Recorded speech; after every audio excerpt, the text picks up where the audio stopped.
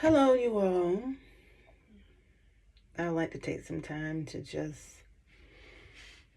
vent as a Medicaid credentialed doula. I do see Medicaid recipients that are eligible for doula services with different MCOs. I've been doing this for maybe 6 years now, and it has just come to a boiling point with me. And I'm seriously thinking about like not taking many Medicaid recipients anymore. The insurance, I'm gonna have a clear, transparent conversation, things that doulas talk about, but we don't publicize and we don't say anything about it. But for the most part, it's getting to be we don't want to take Medicaid recipients. No. Let me tell you why. So, a caseworker or yourself, you can, let's just say a mom is using Medicaid and wants a doula. Some MCOs, some insurance reimburse doulas for providing doula services. Some are just literally behind on time. But it's slowly coming around to be a universal thing, which is really good. But here's the thing, like the reimbursement that we would get from an MCO would be less than what we would get from a private paying client. So this is somewhat to a certain extent like community based care. But me personally, I don't care if it's community based, if it's private pay, I'm still going to give the same exact effort and services. I'm non biased when it comes to that. But for some reason, when we get down to the nuts and bolts of providing services for the Medicaid moms, they feel like sometimes that we're their servant. Like our schedule is always theirs. They're never considerate. And let me put a disclaimer. This is not all, but this has been the vast majority of my Medicaid moms where I get this type of treatment where, okay, well, I dropped my phone in the toilet, so that's why I didn't respond to you for the past week. And if we are taking the insurance, we have to get data to send back to the insurance company to make it all worthwhile, because insurance is not going to just pay us to do anything. Everything is statistically driven. So we have to find out if they're high risk. How is their care going? Are they getting comprehensive care? Because that is the key to make sure that they don't have breaks and dropping, appointments, explaining procedures and why it's happening and why you should or should not and things of that nature. So they'll miss doctor's appointments. They won't call us. Oh, one client decided to, like, I had to catch up with her every visit. It was so hard for me to get in contact with her. So got in contact with her, did our 2 or 3 prenatal visits. Now it's time for birth. Ghost. And something told me down in my soul, the pit of my stomach, call the hospital to see if she's there. Guess what? I called the hospital. Homegirl was there. She was there. So I texted her. I said, hey, do you want me to come up? I know you're in the hospital. How are things going? And everything just spilled out like, oh, yeah, I need help. Can you please come up here when you can? Really? Really? And at that time, I was a beginning doula 6 years ago, where it was so hard to get people to understand why we charge what we charge, get the compensation for the work that we did for our clients. So I went up there, and guess what? When I went up there, security was called. You know why security was called? Her baby daddy was up there cutting the food. He was like, no, I'm supposed to be in that room. Let me in the room. And she was like, listen, we're no longer together.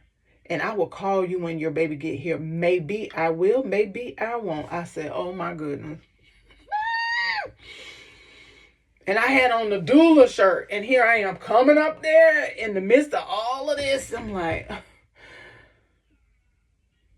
this is drama that we do not get paid for. So now we're getting a chance to see exactly what some of the nurses go through. And I'm not going to say all nurses are kind-hearted and doing what they're supposed to do. But for the most part, I can understand the domestic part. That can be very dangerous. It can be very dangerous. So now you're high risk because that mom had lupus. The baby had club foot. And now you got baby daddy ex-husband issue. And you really weren't going to call me. But guess what I did? Out of the kindness of my heart and my passion, I love helping moms get through this scary process that no one tells us that we know how to do innately. So I was there for her the whole entire time. And after she had the baby, radio silence. Like, chick, I was just there to help you go through your traumatic birth. Had I not been there, it would have been so many different interventions that they would have given her. She would have had a C-section. And who knows how her organs would have responded since she has lupus and things of that nature.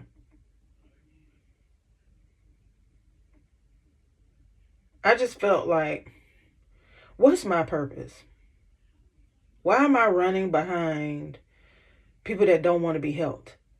Because think about it. Had I not called the hospital, she would have had the baby right by herself.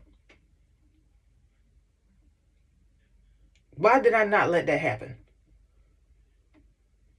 So here are the things that these are the things that's running through my mind. Like, you're doing too much.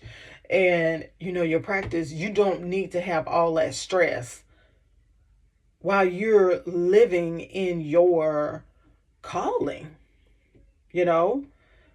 And I'm also a new doula trainer.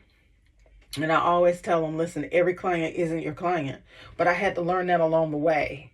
I didn't learn that right off. No one taught me that. But now I know, the clients that come to you is because they want you. And I also came to the conclusion too, like, because these services are given to them, they're not paying for them. They don't have that much of accountability versus a paying private client where they're like invested, if you get what I'm saying. So y'all got to work with me because I'm seriously considering like maybe one Medicaid client per year because I believe in community service. And I can't say all Medicaid recipients are like this because guess what? Once upon a time in my life, I was on Medicaid. But I don't remember being so unresponsive and not being thankful for people being there for me. And now I've gotten to the point now, when I meet with these moms, I tell them right off, listen, I don't get paid to text you. I can't text you 24/7. It's not HIPAA compliant.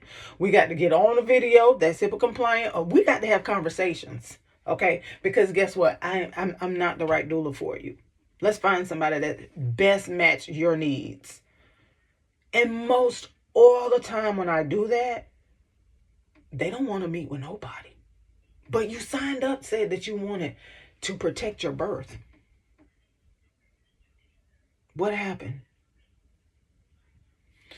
So this is a conversation that most doulas don't verbalize, but I'm one to. Because this is getting out of control.